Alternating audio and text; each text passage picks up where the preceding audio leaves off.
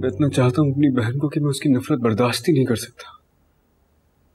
नहीं बेटा, मैं इरम को और तुम्हारे भाई को कभी तुम्हारे माजी के बारे में नहीं बताऊंगी। अब तुम भी जरा नॉर्मल होने की कोशिश करो बेटा। घर से बाहर निकलो, कारोबार संभालो। कब तक अपने छोटे भाई पर सारे कारोबार का बोझ लाद के रखोगे? मैं क्या करूँ अभी, मैं क्या करूँ? मेरा दिल ही नहीं लगता किसी काम में।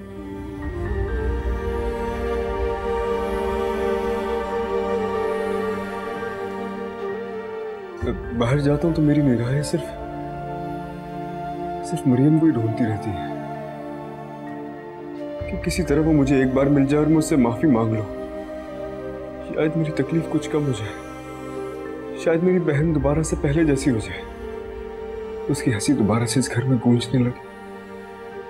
मैं जब जब घर लौटूं मेरी आंखों पर हाथ रखे और मुझसे पूछे कि पहचाने कौन। मैं जैसे उसको पहचान लूं तो वो मुझसे खफा हो जाए। मैं कोई सा लालच देकर उसको दोबारा बना लूं।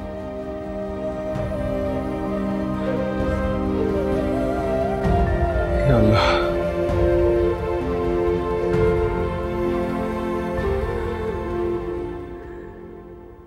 बहुत तकलीफ में हूं मैं कैसे बताऊं आप लोगों को। बचपन से सुनता आया हूं कि माजी कभी लौट के वापस नहीं आता, लेकिन मैं दिल से चाहता हूं कि मेरा माजी दोबारा लौट आए, फिर से मेरे घर में वही रौनक वापस आ जाए, फिर से मेरी बहन वैसी हो जाए जैसी वो कभी हुआ करती थी।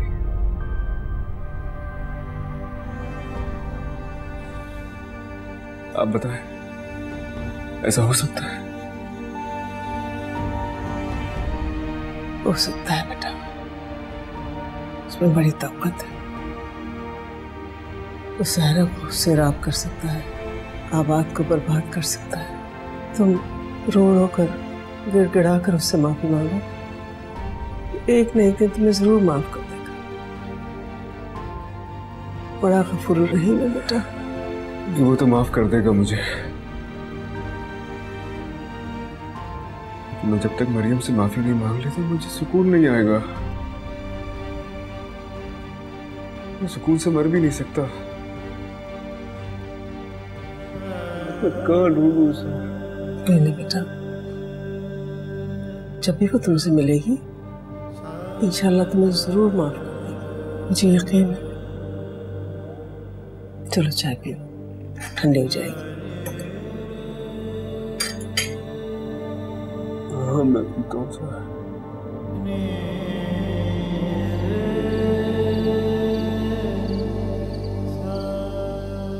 सिकंदर आजम दुनिया का अजीम फातिह था। थोड़ी ही उम्र थी कि वो रियासत मकदूनिया का बादशाह बन गया। इसने आधी से ज़्यादा दुनिया फतह करके तारीख में बड़ा नाम पैदा किया।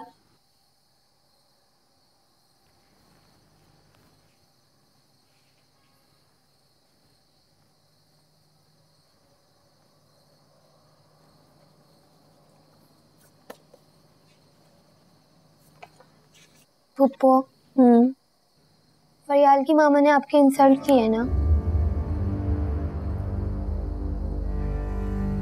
मुझे फरियाल ने सब कुछ बता दिया कि उसकी मामा ने आपसे लड़ाई की है क्योंकि आपने मुझे फर्स्ट और फरियाल को सेकंड पोजीशन दी है, और इसीलिए सर ने आपको दोबारा रिजल्ट बनाने का कहा है।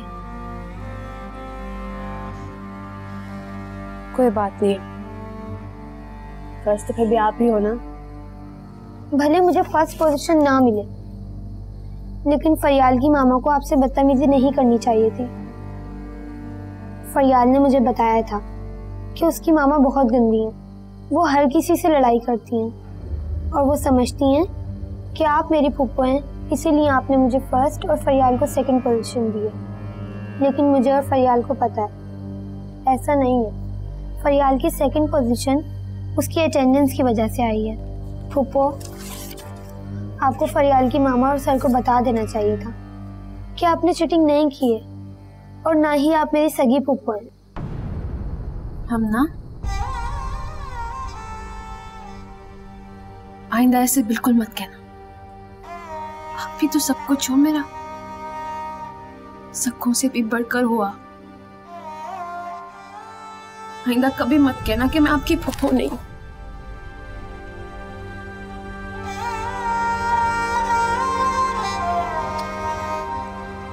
चलो अब जाके होमवर्क करो, मैं खाना लगाती हूँ, फिर सो जाएंगे। सुबह वैसे ही टाइम से नहीं उठा जाता।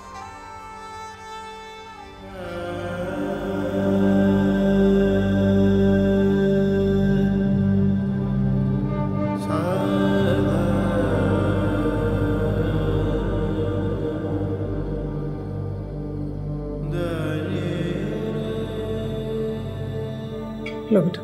फिर हम नहीं आ रही खाने पर? मैंने उसको कमरे में ले जाकर खिला दिया था। तुम तो लो। नहीं बस मेरा दिल नहीं चाह रहा, खा चुका। ऐसे खाना खा चुके तुम? खाया क्या है तुमने? सारा का सारा खाना वैसे का वैसे ही पड़ा हुआ है।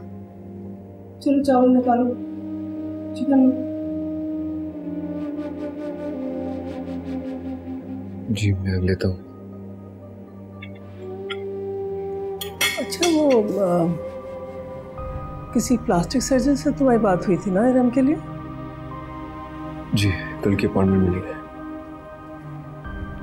मैं प्लास्टिक सर्जन से होता हुआ साइकेट्रिस्ट के पास जाऊंगा इरम के साथ। बस हमें आप दुआ करो, मेरी बहन बिल्कुल ठीक हो। मेरी रूह पर बहुत बड़ा बोझ है। इंशाअल्लाह। मेरी तो है अल्लाह से यही दुआ है बेटा, तुम दोनों ही ठीक हो जाओ।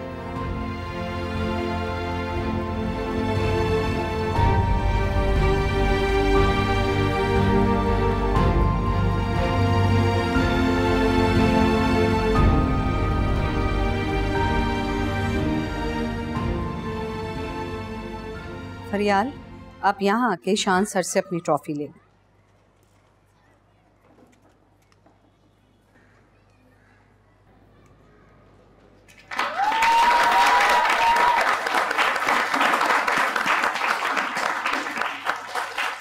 मैं आप सबको बताना चाहता हूँ इस क्लास में 2 बच्चे फर्स्ट आए हैं। पहली हमना मलिक और दूसरी फरियाल महमूद।